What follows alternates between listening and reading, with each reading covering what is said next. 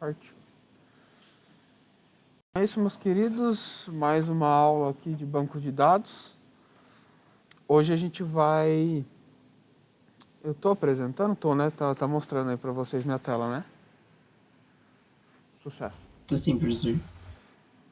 Hoje a gente vai entender mais sobre os modelos, né? Conceitualmente falando, o que significa o modelo lógico, o modelo físico e o modelo conceitual.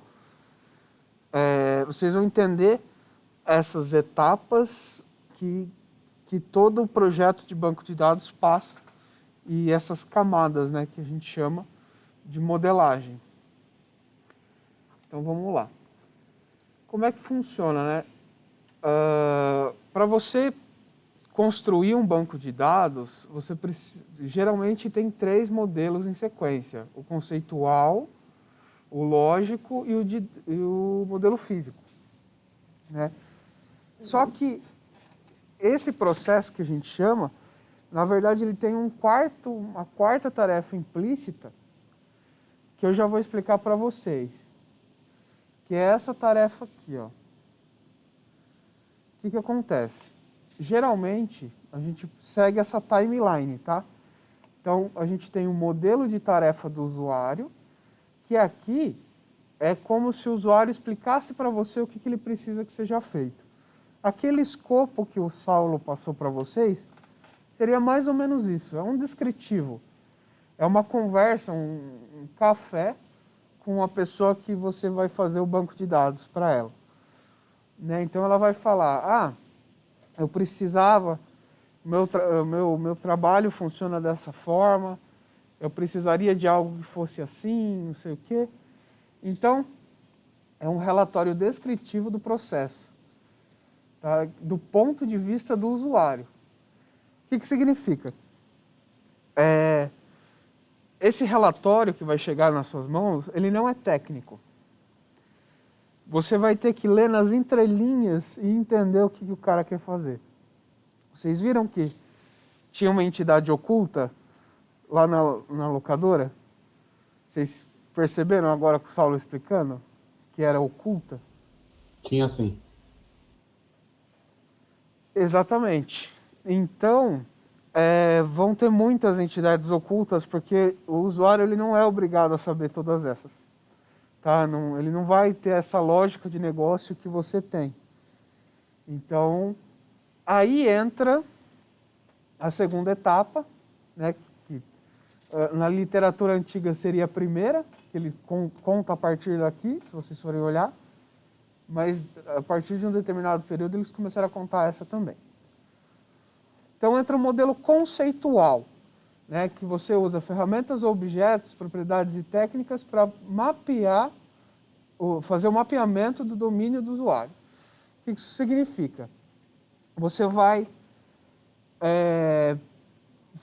pegar esse relatório e fazer toda uma modelagem de conceito, testar, ver se funciona, se é exatamente assim que está falando, se a ideia funciona nesse processo que o usuário quer que seja feito, se tem alguma falha, que é nesse modelo conceitual que você testa se o conceito realmente funciona, né? E aí, com o conceito devidamente testado, você vai para o modelo lógico. O modelo lógico, a gente já está passando as coisas do simples português, né, do simples conversar, para um modelo mais perto do computador, né? Então aqui a gente vai definir dados, funções e regras, né? Por exemplo, aqui que a gente vai definir como é que vai se comportar as entidades, o que deve ter, os atributos, os métodos, essas coisas todas. É no modelo lógico que você entende como as coisas vão ser feitas ali, mais chegando próximo do computador. E aí, por fim, você chega no modelo físico, que é o modelo exatamente no computador. Então, você faz a implementação diretamente. Então, pode representar tanto o projeto como a própria interface gráfica, o banco de dados e os programas. Beleza? Então, vocês viram que a gente foi pegando do mundo real e foi afunilando até chegar só no computador? Vocês entenderam como é que funciona isso aqui? Vocês querem que eu explique mais? A gente ainda vai explicar cada um ainda, mas eu queria saber se essa dinâmica vocês entenderam. Estão com alguma dúvida? Pode perguntar. E tranquilo. Beleza.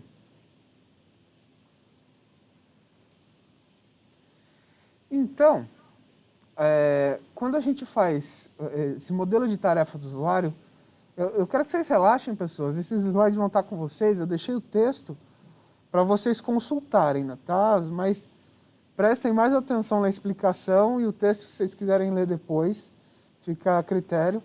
Eu também não vou ler o texto inteiro, porque ia ser uma aula chatíssima, né? A única coisa que, além disso tudo, eu queria falar das vantagens, as vantagens que o processo de modelo de tarefa do usuário oferece, né? Que é economia de tempo na codificação e eliminação em tempo, né, de ideias mal concebidas ou equivocadas. Eu vou pegar uma imagem que é da engenharia de software, mas vocês vão entender essa dinâmica.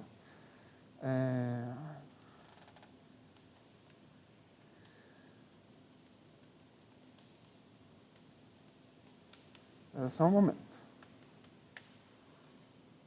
Isso aqui. Deixa eu achar.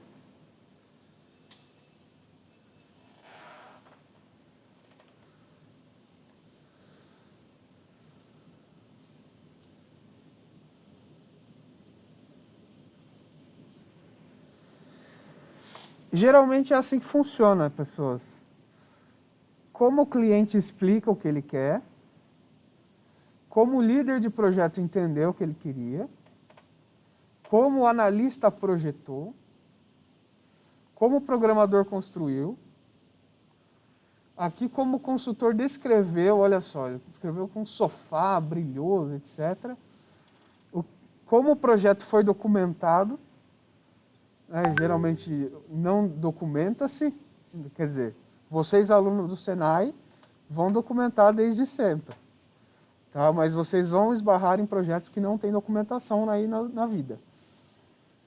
As funcionalidades que foram instaladas, como o cliente foi cobrado, então ele foi cobrado por uma montanha-russa, né? Como ele foi mantido, ou seja, logo depois cortaram o projeto, e o que o cliente realmente queria. Ou seja, se vocês forem parar para analisar, nem o próprio cliente explicou direito o que ele queria. Ele queria só um balanço de pneu, só que ele explicou como se fosse um balanço triplo, e etc. Então, faltou aqui, de todas as partes, ter uma conversa mais sincera com o cliente e tentar entender nas entrelinhas o que o cliente queria efetivamente. Vocês gostaram desse exemplo? Eu posso até deixar lá no Classroom para vocês. Porque note que foi uma sucessão de erros acontecendo baseado na falta de comunicação, né? O cliente não soube explicar, mas o que a gente tem que entender é que o cliente não tem que saber explicar. É você que tem que entender o que o cliente quer, ele tentando explicar do jeito dele, né? E aí passa para os próximos, aí foi uma sucessão de erros baseado na falha de comunicação de um setor com o outro, né? Mas esse é um ótimo exemplo para vocês entenderem como é que funciona e evitar isso, né? Porque se o cliente explicou, o líder de projeto conseguiu entender direitinho o que o cliente queria, e ele conseguiu passar para o projetista exatamente o que o cara quer, então, mesmo que houvessem divergências ao longo do caminho, a gente teria algo mais próximo do que o cliente queria. Por isso que eles colocaram essa nova etapa aqui que eu estava mostrando para vocês, de modelo de tarefa do usuário, esse amarelinho. Porque se você começasse direto do modelo conceitual, muita gente estava negligenciando o que o cliente o que o cliente queria, né? Porque nessa parte você já começa a aplicar ferramentas para modelar conceitualmente e às vezes você ignora. Porque quem sabe mais do negócio é o nosso cliente, né? Às vezes vem, sei lá, o tiozinho do mercadinho da esquina, ele trabalha 30 anos naquele mercadinho. Você quer saber conceitualmente mais que ele como é que funciona? Professor, Oi? faz sentido o que o senhor está falando. Eu trabalhava numa empresa, e eles estavam implantando aquela tecnologia do SAP. Aham. E a empresa, ela ficava dias e dias, por meses, colado nos usuários, para poder entender, para implementar as ações do programa. Não, um trabalho de implantação de sistema e modelagem de sistema e etc. É um processo bem demorado, né? Só que essas metodologias que a gente ensina, ela torna mais rápido. Por isso que ele falou aqui, eliminação em tempo de ideias mal concebidas e equivocadas. E aí, consequentemente, economia de tempo na codificação, porque isso evita retrabalho, né? Então, é um ponto positivo. Daí vem o modelo conceitual. Né? O objetivo, né, do modelo conceitual é estabelecer um bom modelo e é que ele possa ser compreendido pelo usuário de maneira pretendida. O que acontece? Você conversou com o usuário, daí você vai precisar mostrar para o usuário como é que vai ser a ideia e você vai ter que desenhar para ele como é que funciona, como é que vão ser dispostas as coisas. Basicamente o que a gente está aprendendo a fazer. Né? Fazer um MER, fazer um caso de uso, etc. Então, você demonstra para o usuário de uma forma bem simples, de uma forma desenhando mesmo, tá? Como é que vai funcionar o processo, né? Como é que o seu trabalho vai ser feito e como isso vai ajudar ele, tá? Isso evita de você chegar no final do projeto e do cliente falar, mas não foi isso que eu pedi. Entendeu? Não, mas eu fiz um banco aqui que faz isso, que guarda aqui. Tá, mas eu não preciso disso, eu precisava de um negócio assim. Eu te falei lá atrás, e ele não falou. Claramente ele não falou, porque senão você teria feito, mas é aquelas entidades ocultas. Imagina se vocês agora, esse errinho que vocês cometeram de não pensar nessa entidade oculta, vocês estivessem fazendo um sistema para localiza. E essa entidade oculta só aparecesse depois que o sistema estivesse pronto.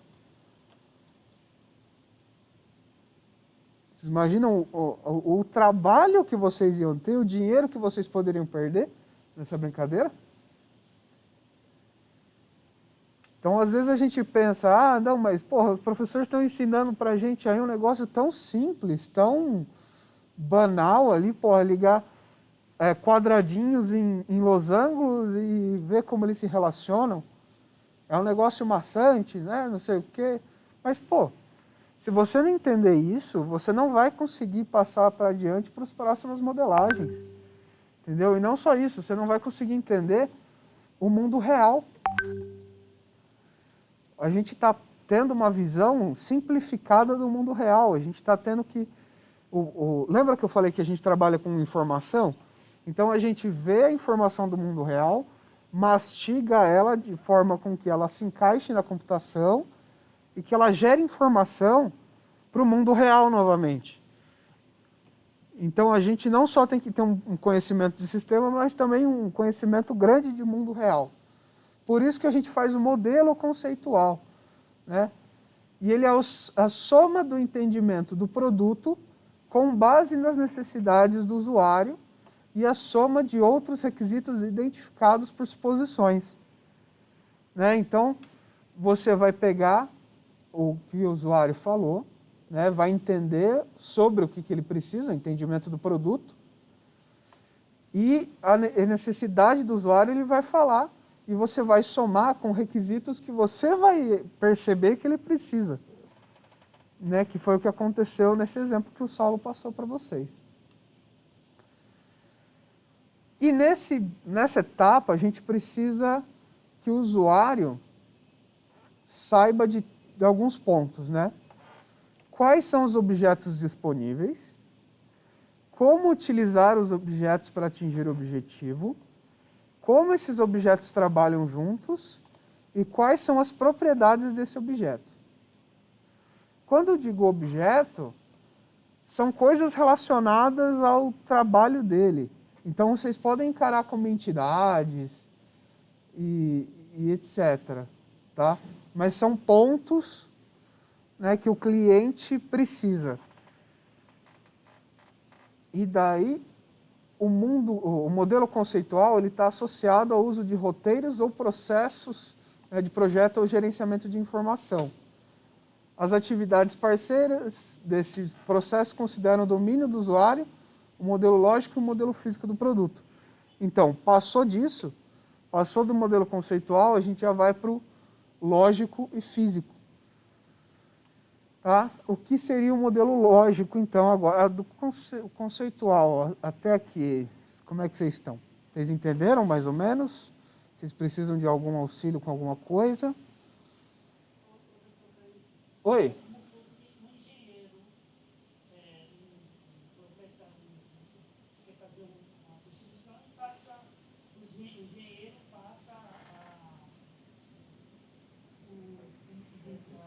A planta baixa? Isso. É como se fosse. Isso. Isso. No caso, você vai dois quartos, uma sala, um idoso. Exatamente isso. Exatamente. Por isso que o nome, ele estava comparando engenharia civil com o que a gente está fazendo. O nome disso aqui é engenharia de software. Voltado para banco de dados, mas é engenharia de software.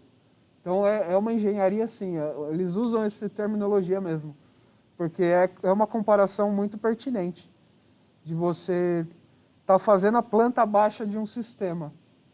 Né? E quando eu digo planta baixa, é uma planta baixa mesmo, você está desenhando no papel como vai suceder as coisas. Então, antes de você chegar, né, no modelo final, o físico, que seria, por exemplo, os pedreiros irem lá e fazer a casa em si, você modela isso. Então, o modelo conceitual, ele é como se você conversasse com o cliente sobre construir a casa, né, como ele quer a casa, aí você, com o seu conhecimento, já sabe mais ou menos que não dá para você fazer um tobogã por dentro da casa, daí você vai falar para ele, não é bem assim, daí tem que fazer assim e tal, explica para ele como é que funciona, acerta conceitualmente o que ele precisa e o que está oculto ali. Ele falou que precisa de uma garagem, mas ele não falou que ele trabalha com caminhão. Então, eu preciso de uma garagem para caminhão. Entendeu? Ele só falou que precisava de uma garagem. Para ele é tão tranquilo uma garagem para caminhão, que para ele garagem é só garagem de caminhão. E se você não tiver esse feeling, você erra no projeto. Daí ele fica sem a garagem, e aí sucessivamente. Então, é mais ou menos assim que funciona. Entenderam, meus queridos?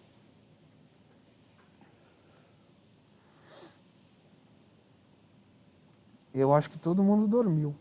Não, professor, esses exercícios que nós fizemos ontem, são todo modelo conceitual? Poderia considerar? Já está indo para o lógico já. É modelo lógico. É lógico nessa aula já. Não? É conceitual? Conceitual. Porque o lógico ele tem os atributos, etc. É só conceitual mesmo. Tá bom, então. É que aí, Carlos, só complementando aí a explicação do Kaique, né? Quando a gente entrou no assunto de modelagem, a gente falou para vocês sobre o MER, né? Que é o modelo, entidade e relacionamento. Então, o conceito em si tá tudo ali, né? O modelo, entidade e relacionamento. Então, esse é o conceito que a gente está trabalhando, né? Modelagem. Dentro disso, a gente tem alguns tipos de modelo. O primeiro que vocês viram é o conceitual. que é inclusive aquele que, como eu comentei algumas vezes, a gente não coloca os atributos, né? É algo mais simples mesmo, mais visual, quase que como um rascunho só. Então, no começo, né, esse primeiro momento que vocês tiveram, a gente não quis falar esse termo para não confundir, né? Mas é basicamente o conceitual. Vocês já começaram a fazer o primeiro tipo de modelagem, que é o conceitual. Perfeito, obrigado. Perfeito. Então, passando do conceitual agora para o lógico, né, aqui a gente entra na fase onde não é de interesse dos usuários, tá? Só, saber dessa parte. Não faz sentido eles saberem disso aqui. Né? A gente já conversou com eles sobre o conceito, já validou, já está tudo certo. Agora, a partir daí, se você mostrar o lógico e o físico para eles, eles não vão entender, pode gerar mais confusão e é isso aí. Estão fazendo obra aqui no vizinho, estão ouvindo tudo. Bom, vai ficar gravado lá, meu querido, depois você reassiste. Beleza? Então, a partir daqui, não precisa mostrar para o cliente, na verdade, nem é o ideal. Então, entram-se alguns conceitos que vocês já até perceberam ali, que vocês já devem até ter visto no primeiro, que alguém me perguntou sobre isso, acho que foi a Érica, perguntou o que era aquele PK no diagrama que eles mostraram para vocês. Alguém já se perguntou o que era? Além da Érica, que tinha lá na hora de fazer lá o sisteminha. Vocês lembram de um PKzinho? Ninguém lembra, passou as férias. Era no projeto do InstaDev, né? No diagrama. Isso. Era isso mesmo. Era um FK. FK, isso. Esse FKzinho tem a ver com isso aqui que eu vou explicar para vocês. Tá? Quando a gente tem, por exemplo, o identificador de uma tabela lá, a gente vai ter chaves primárias e chaves estrangeiras. Né?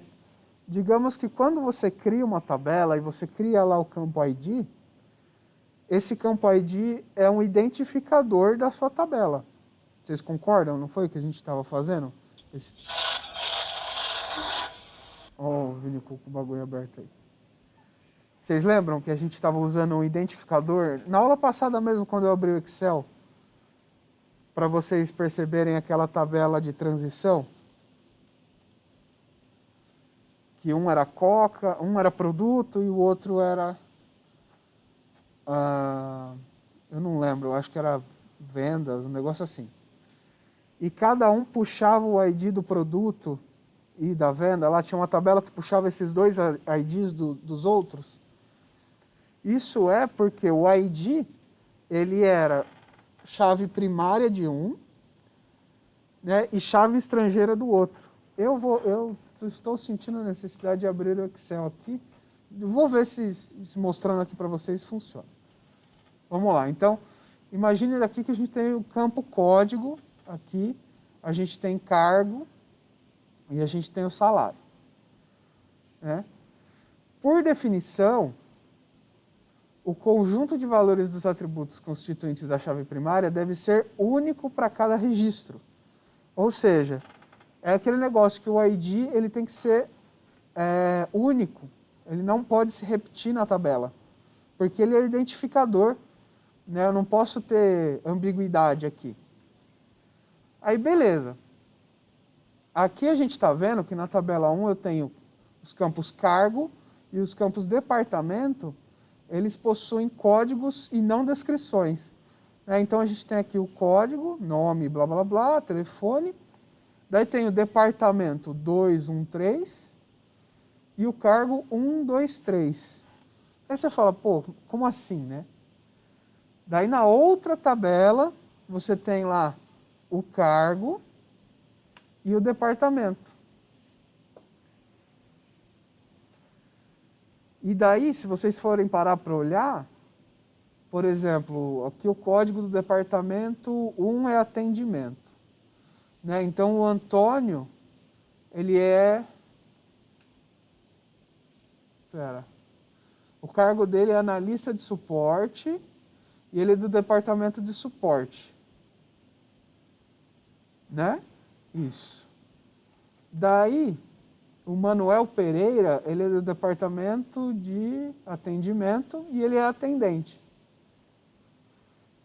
Aqui, nessa tabela, esse código, ele é o primary key, né? Ou chave primária.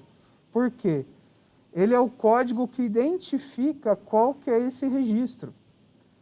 Então, eu tenho aqui analista de suporte, eu tenho aqui o salário, e sempre que eu usar esse código dessa tabela, eu vou ter esse registro. Então, eu preciso passar para as outras tabelas só esse registro, esse atributo.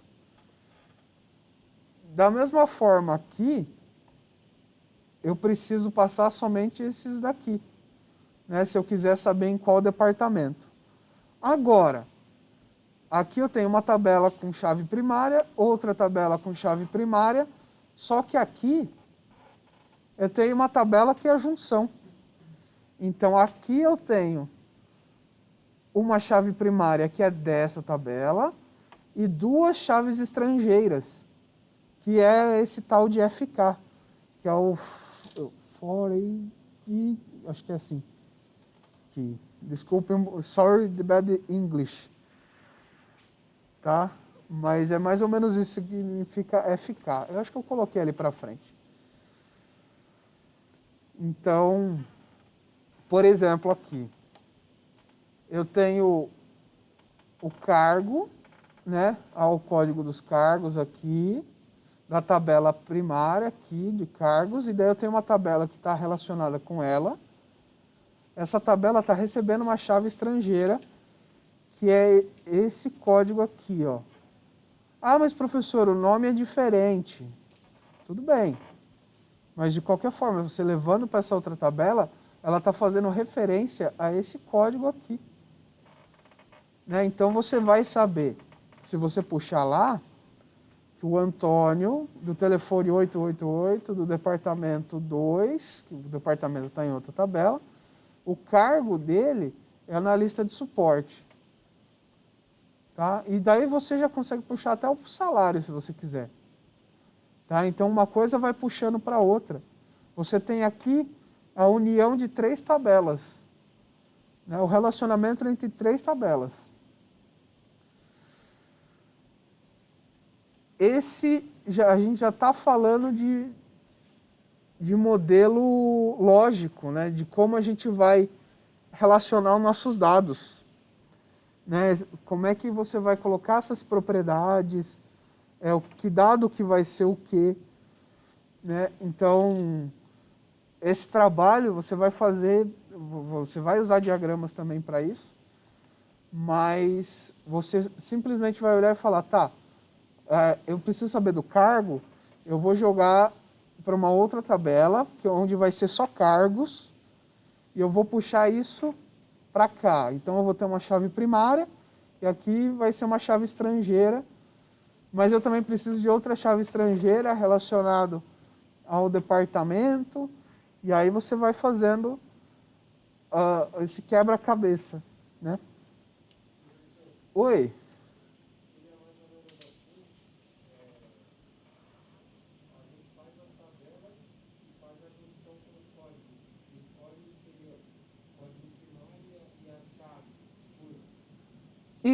Isso. Você fez a tabela, daí você, por definição, sempre vai colocar o identificador.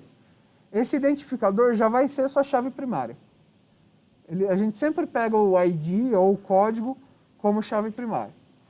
Aí, através dessa chave primária, eu consigo fazer outras tabelas. Isso. Chave estrangeira. Isso. Isso. Na verdade, a sua primária é a minha estrangeira. Entendeu? Por exemplo, aqui na tabela cargos, esse código aqui é primário. Só que aqui na tabela funcionários, aquele código aqui é estrangeiro. Igual do país, né? Alguém vai para outro país, a pessoa não é estrangeira quando vem alguém de outro país. Só que no outro país ela é daquele país, então ela não é estrangeira lá. É mais ou menos isso que funciona, por isso que tem esse nome. Quando a gente fala, por exemplo, você pega um diagrama e vê lá que é uma chave estrangeira, então você já sabe que ela não é dessa tabela, que ela está em outra tabela. E aí, quando você vê que ela é uma chave primária, você já percebe que você pode usar ela em outros lugares, ou que ela já está sendo usada em outros lugares, e além disso, que ela é um dado que não se repete, e ela é super importante para a tabela. Né? E daí a gente passa, depois disso, para o modelo físico. O modelo físico é a implementação do banco de dados já, que tem todas as preocupações com desempenho, capacidade, etc. E é um trabalho bastante especializado e normalmente é responsabilidade dos DBAs. Lembra que a gente explicou lá, acho que foi na primeira aula ou na segunda, que a gente falou do trabalho do DBA, como é que funciona, tem o de infra, tem o desenvolvedor. Aqui é responsabilidade deles o físico. Tá? E como o anterior, o cliente não vai ficar sabendo disso aqui. Tá? Então, a gente pode, por exemplo, usar um Excel agora no começo para exemplificar tudo isso que a gente está falando do modelo físico. Né? A gente meio que fez isso enquanto eu estava explicando para vocês sobre os relacionamentos. A gente já foi passando por Excel algumas coisas para testar os modelos conceituais e lógicos, né? E serve como um teste de validação física para depois a gente automatizar dentro de um banco de dados real. Ah, professor, mas sempre que eu for fazer um banco de dados eu vou ter que usar o Excel para validar essas informações? Não. Ao longo do tempo você vai ganhando expertise suficiente para não precisar trabalhar no Excel. Mas enquanto esse dia não chega, não custa nada abrir uma tabelinha e testar. Falar, esse dado está vindo daqui, está indo para lá, como é que eu vou fazer isso aqui? Será que faz sentido deixar esse dado aqui? Será que eu posso dividir essa tabela em duas? Por exemplo, eu poderia ter olhado e visto que a tabela, que o cargo e o salário estaria na tabela funcionário. Mas o salário, ele muda toda hora.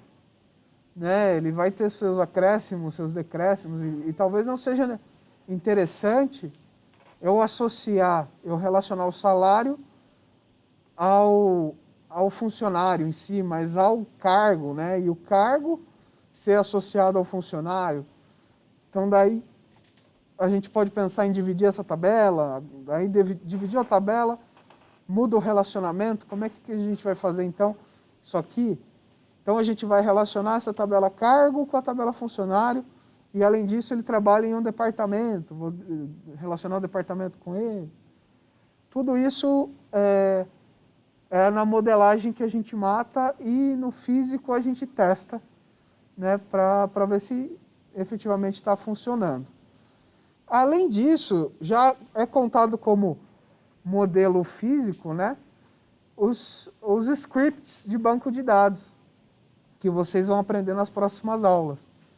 Já a fazer os scripts para não ter que mais usar o Excel. Tá? Vocês já vão fazer direto lá no SQL Server Management Studio. Tá? Alguma pergunta, meus queridos? Professor, quando você vai trabalhar com manipulação dessas tabelas, você obrigatoriamente tem que ter uma tabela primária? Ou você pode manipular, por exemplo, você vai ter várias estrangeiras. Você não vai ter uma primária. Você vai trabalhar com diversas, mas nenhuma atrelada à outra. Fixa, vamos dizer assim. Você diz assim, eu tenho uma tabela que não tem chave primária, só tem estrangeira? Não, não. Por exemplo, ali o senhor colocou como nome, né? A primária, aquela tabelinha que tem os nomes. Isso. Mas, por exemplo, na manipulação dessas tabelas, eu tenho que ter uma primária? Como que funciona essa conversa entre as tabelas? Ah, tá, tá. Quando a gente diz tabela primária, no caso, é a tabela da esquerda ali quando você está fazendo o relacionamento. Lá você tem uma tabela se relacionando com a outra.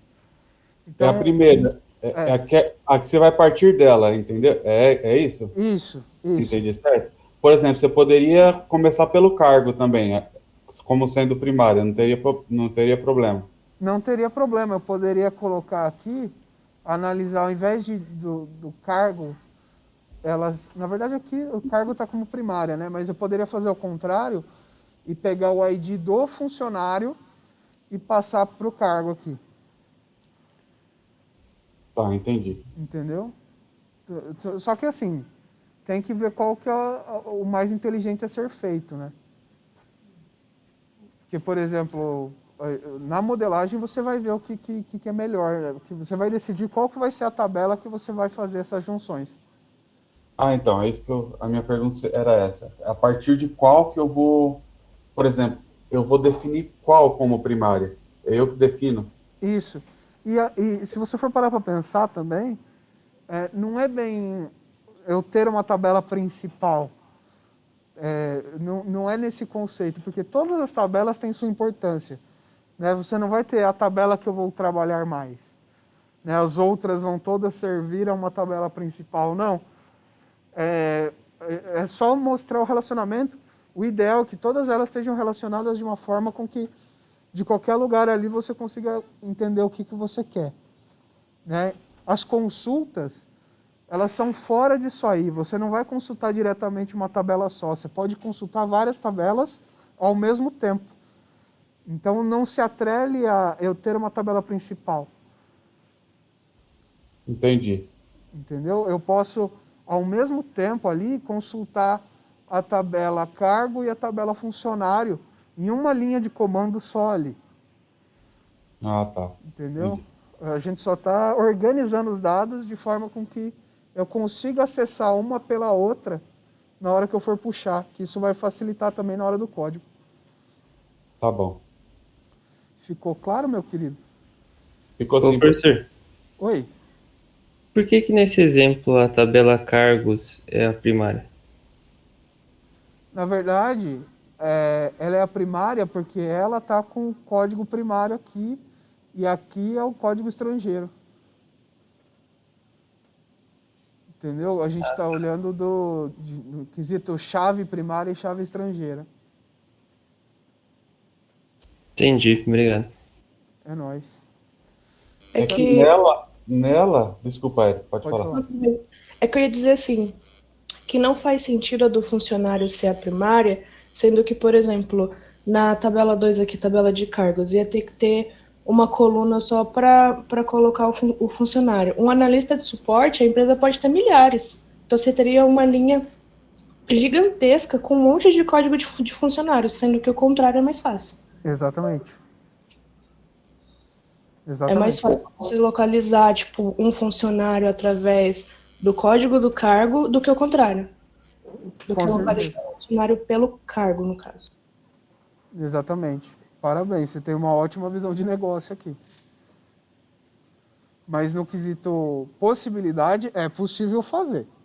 Se é certo fazer, aí é outra história, igual você está falando, não faria sentido. Até porque depende do que você precisa, né? Se você, por exemplo, se você quer a partir do nome descobrir qual o cargo dele, você puxa pelo nome, como sendo primária. E se você tem o cargo e precisa puxar dentro do cargo qual é o nome da pessoa, aí você faz como cargo sendo a principal. Então é o que o senhor falou, né? Depende da aplicação, depende do que você necessita, né? Sim, depende, mas nesse caso que você falou, igual eu estava falando, vocês estão associando a consulta. As consultas, elas são independentes. O que a gente está fazendo aqui é só relacionando elas. Entendeu? Fazendo aquelas relações um para N, a gente faz por aqui. Né? E daí, as consultas, tipo, se eu quero saber o cargo do cara, eu não vou precisar nem acessar, não preciso nem ver as tabelas. Então, isso aqui vai ser meio indiferente. O que a gente está evitando, que a Erika estava comentando, é você evitar redundância no próprio banco de dados. Né? Ia ficar um negócio gigante que vai consumir mais memória. A gente, na modelagem aqui, a gente está pensando só em reduzir o espaço das coisas e fazer com que seja acessado mais rapidamente. Né? Então, porque quanto mais rápido eu acesso, encontro o dado e volto, mais rápido o meu usuário vai conseguir usar o sistema. Imagine se para acessar o Mercado Livre, eu precisasse passar por todos os registros que ele tem de produto para achar o que eu quero. Entendeu? Eu ia ficar dias ali procurando um negócio e talvez nem achasse. Né? Então, é mais ou menos assim, porque se você fizer o contrário, você vai ter redundância do cargo. Né? Na verdade, você vai ter vários funcionários com o mesmo cargo, e daí você ia ter várias tabelas, aqui, várias linhas, só com funcionários, o que não faria sentido. Daí já aqui é diferente, porque você já tem a linha do funcionário. Você só precisa complementar com a tabela do cargo, aqui com o código do cargo. Fechou? Professor, Oi. mas essas tabelas da direita, elas são, assim, chaves externas, assim, porque ela faz referência a outra tabela? Isso. A tabela cargo aqui, o campo cargo, ele está fazendo referência à tabela cargo. É essa tabela completa aqui. É como se eu pegasse tudo isso aqui e jogasse aqui para dentro. Entendi. Valeu. Tamo junto. E daí aqui tem uma visão global, né, das coisas, que são os níveis de abstração. Quando você está naquele primeiro nível lá, que era você conversando com o cliente, então o nível de abstração ele é alto. Né? Então o que isso significa? Que você vai fazer rascunhos muito macro, olhando muito por fora assim, o problema. Né? Então a abstração é bem alta. Assim, você não se aprofundou no problema, você está olhando de cima. Né? E ele independe, né, de hardware e software. Você pode fazer num papel, numa folha. Né? O modelo conceitual, ele já é de média para alta, porque você já tem ali, você já vai reduzindo, né, a possibilidade ali de você se distanciar do problema. Você vai chegando mais perto do computador e da solução final. Então, aí o foco, né, a visão global dos dados, independente do modelo do banco de dados. Né? Então, você precisa entender como é que os dados vão ser trabalhados e antes mesmo de você especificar qual vai ser seu banco de dados. Então, ele também independe de hardware e software. Aí, quando você chega no modelo lógico, aí já começa a entrar para a média baixa. Né? Porque aqui você já depende de ter um modelo específico de banco de dados para conseguir fazer ali a sua modelagem. Então, você é independente apenas de hardware. Tá? De software você acabou sendo dependente. E o modelo físico, que é o final, o nível de abstração é baixo, porque você está muito próximo da máquina, você está fazendo já as coisas. Então, aqui o foco é no método de armazenamento e acesso, que foi o que eu falei, é o quão rápido eu consigo acessar e o quanto eu consigo armazenar sem que isso impacte um no outro, né? Tipo, eu vou daqui para o Rio de Janeiro com qual velocidade? Se eu tiver num Uno, eu vou demorar uma velocidade. Se eu tiver num Ford Fusion, vou demorar outra velocidade. Beleza, mas adianta eu pegar um Ford Fusion e encher ele de tijolo dentro? Será que isso vai impactar minha performance? Vai, né? Então, mas eu queria chegar lá carregando tijolo. Tá, mas aí será que não é legal você colocar em 2 carros?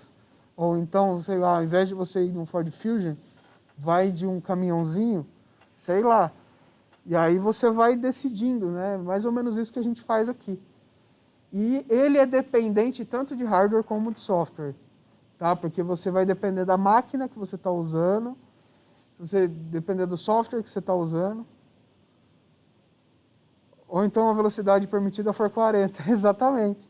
Exatamente. Você tem uma Ferrari que para andar na cidade você não usa nem um décimo do que ela chega, né?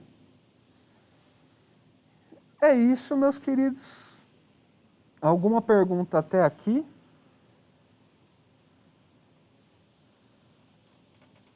Professor, o FK seria tanto a chave primária quanto a estrangeira? Não. O FK, ele é a chave estrangeira. Ó.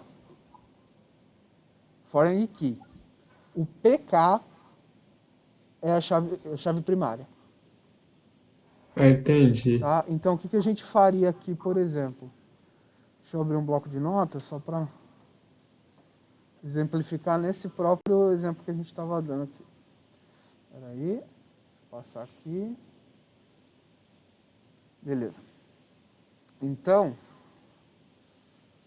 eu tenho aqui, por exemplo, a gente pensando na tabela. Qual que era o nome da tabela? Funcionário. Na tabela funcionário, eu tenho código, eu tenho nome, eu tenho telefone, departamento, eu tenho cargo. Tá? E daí, o código é a minha primeira key. Departamento são chaves estrangeiras, né? O departamento é uma chave estrangeira e o cargo também é uma chave estrangeira. Entendeu? Entendi, sim. Daí na hora que eu bater o olho assim, eu vou falar, tá, eu entendi que esses dois aqui não são dessa tabela. Daí eu tenho lá a outra. Ó. É Pode falar. que tudo que está à esquerda, assim, que está referente à própria tabela é a primária. Aí o resto é a estrangeira. Geralmente, mas não via de regra, tá? Às vezes tem banco que os caras botam no meio também. Então não use como regra. Então aqui na outra tabela cargo, vocês podem ver que o código é a primeira key e só. Eu não tenho chave estrangeira nessa tabela. Beleza? Mas eu sei agora que esse cargo está falando disso aqui. Beleza? Beleza. Então, essa parte é isso, meus queridos. Vamos brincar um pouquinho com as tabelas agora. Para exercitar um pouco. Eu vou aqui passar a bola e vou encerrar a gravação, beleza? Qualquer coisa vocês podem perguntar. Fechou?